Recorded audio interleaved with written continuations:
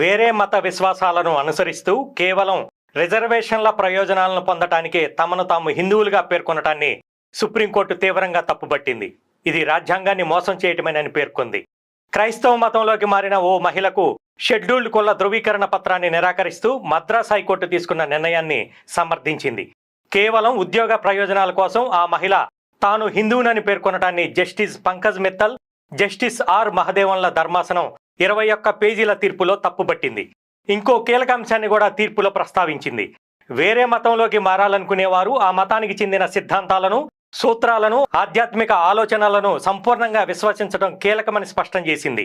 మారే మతంపై ఎలాంటి విశ్వాసం లేకుండా మత మార్పిడి ఉద్దేశం కేవలం రిజర్వేషన్ల ప్రయోజనాల కోసమైతే అనుమతించమని, అలాంటి ఉద్దేశాలు ఉన్న వారికి రిజర్వేషన్ల ప్రయోజనాలు కల్పిస్తే అది రిజర్వేషన్ల స్ఫూర్తికే విరుద్ధమని జస్టిస్ ఆర్ మహదేవన్ పేర్కొన్నారు.